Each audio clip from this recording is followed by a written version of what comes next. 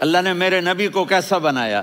ایک بدو عورت ہے، ان پڑھ عورت ہے، ام معبد الخزاعیہ، وہ میرے نبی کا حلیہ بتاتی ہے.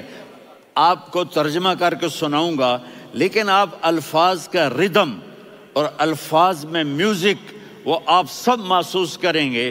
وہ بدو عورت کہتی ہے رأیت رجلا ظاہر الوضاء ابلج الوجه حاسن الخلق لم تعبه ثجلة ولم تزر به سعلة وصيم قصيم في عينيه دعج في أشفاره وطف في صوته سحل في لحيته كثافة في عنقه سطع وصيم قصيم أكحل أحور أزج أقرن إن تكلم علاه البهاء وإن سكت فعلاه الوقار وكأن منطقه خرزات نظم ينحدرن. اللہ، پتہ چلا کہ الفاظ کا ردم. وہ کوئی بولو تو صحیح، کیا ردم ہے. اب ترجمہ سنو. وہ کہتی ہے اپنے خامند کو کہ ابو معبد، ایک شخص آیا تھا، مجھے یوں لگا جیسے 14ویں کا چاند کپڑے پہن کے زمین پہ اتر آیا ہو. سبحان اللہ، کیا انتہائی خوبصورت، انتہائی حسین و جمیل، پیٹ نکلوا نہیں کہ بدصورت ہو جائے. کہا اتنا خوبصورت تھا کہ سر سے پاؤں تک حسن اس کا غلام تھا، خوبصورتی اس کی باندھی تھی، اور میں جدھر سے دیکھتی تھی مجھے حسن ہی حسن نظر آتا تھا. اور جب میں اس کے چہرے پر دیکھتی تو میری آنکھ نہیں بھرتی تھی، میرا جی چاہتا تھا میں دیکھتی جاؤں دیکھتی جاؤں دیکھتی جاؤں، میرا دل نہیں بھرتا تھا. کون؟ وسیم. وسیم اسے کہتے ہیں جس کو دیکھنے سے دل نہ بھرے.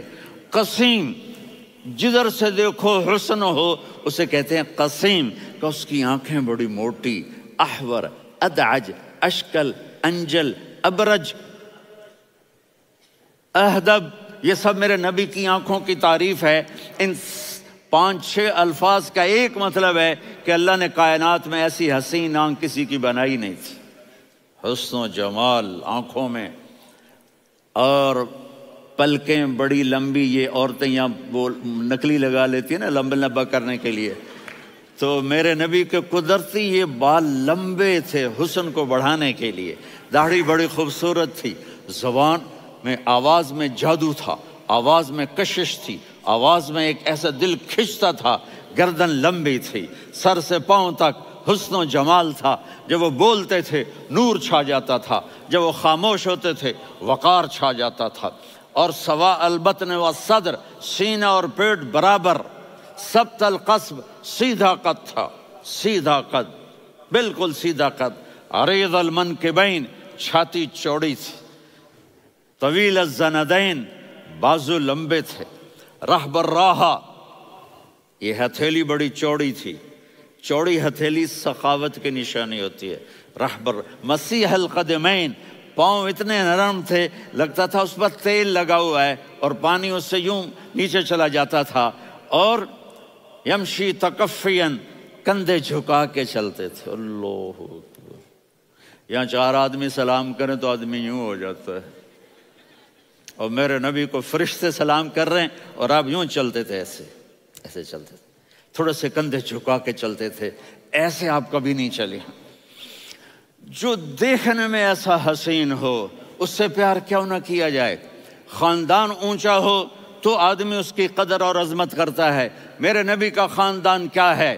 میرے نبی نے فرمایا اللہ نے آدم کی ساری اولاد سے عرب کو چنا، عرب کی ساری اولاد سے مضر کو چنا، مضر کی ساری اولاد سے قریش کو چنا، قریش کی ساری اولاد سے ہاشم کو چنا، اور ہاشم کی ساری اولاد سے اللہ نے مجھے چنا.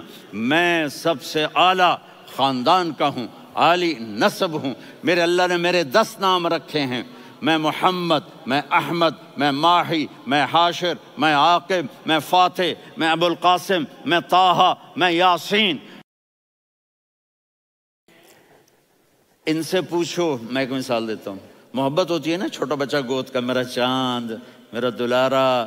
یہ اس کا بچہ ہے بٹن جتنا، یہ نبیل کا اتنا سا ہے، تو اس کو کبھی یوں اٹھاتا ہے، کبھی یوں اٹھاتا ہے، کبھی یوں اٹھاتا ہے، کبھی یوں اس کو لوریاں دیتا ہے. میرا چاند، کالا ٹٹ، میرا چاند، میرا چاند، میرا چاند۔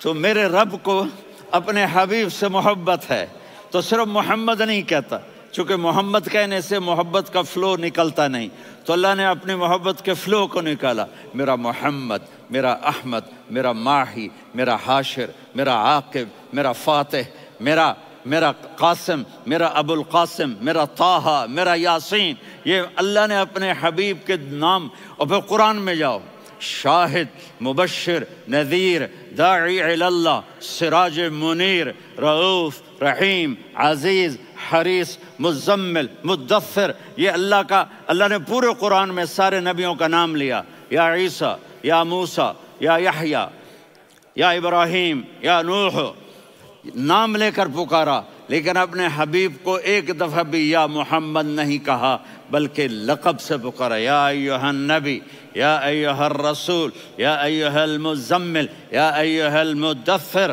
میرے رب نے اپنے حبیب کو ساری نسلوں میں سب سے عالی نسل بنایا۔ اگر اپنے نبی سے پیار نہ کریں تو کس سے پیار کریں؟